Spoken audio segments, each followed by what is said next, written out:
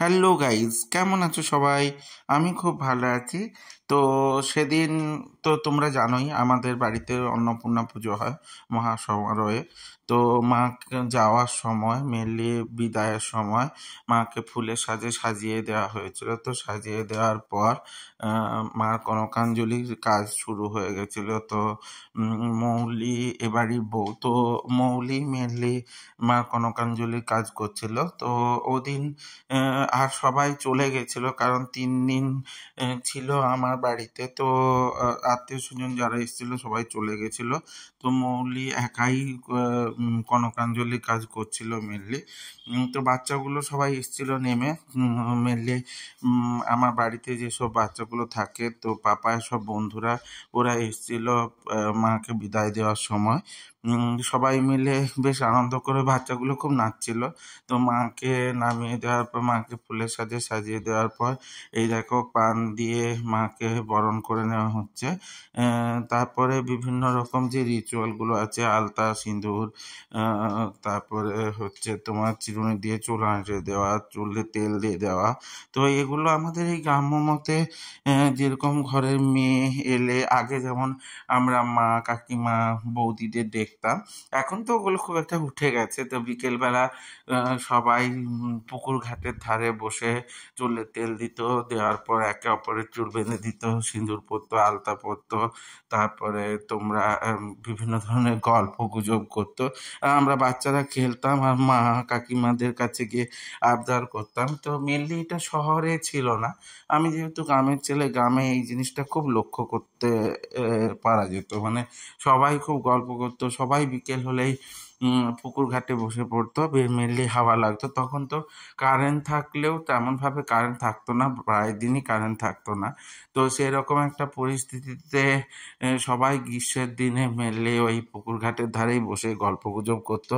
আর কাকুরা জেঠুরা মাঠে চলে যেত, তো মাঠের ধারে গিয়ে মেনলি গল্প গুজব করতো। তো সবাই আলাদা আলাদা, মানে ছেলেরা এক জায়গায় বসতো, মেয়েরা এক ধরনের আলোচনা করতো। তারপরে সেই রকম জিনিসটা খুব মনে পড়ে যাচ্ছিল।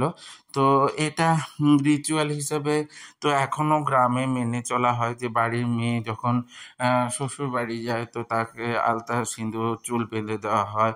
তারপরে তাকে মেনলি মিষ্টি খাইয়ে দেওয়া হয়, জল খাইয়ে দেওয়া হয়। তারপরে তার সঙ্গে মিষ্টি, কিছুটা আতুর চাল বলে একটা আমাদের এখানে চাল বেঁধে, মানে পুটলি করে দেওয়া হয়।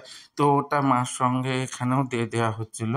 তো সেই রিচুয়ালগুলো সব হচ্ছিল। তো সেটা বেশ দেখতে বেশ দারুণ লাগছিল। এই দেখো মাকে মিষ্টি খাইয়ে মিষ্টি হাতে দিয়ে দেওয়া হলো, এবং বাবাকেও মিষ্টি খাইয়ে মিষ্টি হাতে দিয়ে দেওয়া হবে। তো এই রিচুয়ালটা খুব ভালো। তো আগে আমরা যখন ছোট ছিলাম তখন বাচ্চাগুলো ওই মিষ্টি নিয়ে নিতাম, কলা যেটা দেওয়া হতো সেই কলাটা নিয়ে নিতাম। এখন তো বড় হয়ে গিয়ে এখন বুঝতে পারি, এখন পাপাইদের খুব সেই ধরনের একটা অভিজ্ঞতা বলো বা ভালো লাগা বলো, আনন্দ বলো আছে। তো সমস্ত রিচুয়ালগুলো সুন্দরভাবে মৌলি পালন করে দিচ্ছিল। এরপরে মার মুখটা আঁচল দিয়ে মুছিয়ে দেবে, মা বাবার মুখটা। তো এটাও খুব ভালো। তারপর পান যেটা আছে, এই পান আগেকার দিনে তো সবাই পান খেত। এখন তো পান সেইভাবে কেউ খায় না। বাড়িতেই আগে পানের ডাবর থাকতো, পানের থালা থাকতো, তো জাঁতি থাকতো। এখন এগুলো সব উঠে গেছে, এখন সব দোকানে গিয়ে সবাই করে। তো এখন গ্রামেও দোকানে গিয়েই সবাই করে। তো সব রিচুয়ালগুলো পালন করে নেওয়ার পর মার কানে কানে যেভাবে বলে দেওয়া হয়, কি বলা হচ্ছে সেটা বলবো না, সবাই জানো তোমরা। তো মা বাবার কানে কানে বলে দেওয়া হচ্ছিল, এবং মা বাবাকে প্রণাম করে নিচ্ছিল মৌলি। তো এরপরে কনকাঞ্জলির যে মেন রীতি, যে ওই চাল দিয়ে দেওয়া হয়। তো সেই চাল মেনলি 3 মুঠো চাল দিয়ে দেওয়ার পর পুরো থালাটা দিয়ে দেওয়া হয়। তো ওই রিচুয়ালটা পালন হচ্ছিল। তো বেশ ভালোই লাগছিল। এরপরে আর মৌলি সেভাবে মা বাবার মুখ দেখবে না, ও তারপরে চলে যাবে। মেনলি সেই রীতিটা হয়ে যাচ্ছিল। তো কেমন লাগলো ভিডিওটা বলো তোমরা, আর মাকে কেমন লাগছে তো সেটা বলো। যদি ভালো লাগে লাইক কমেন্ট শেয়ার করে দিও। ভালো থেকো, টাটা।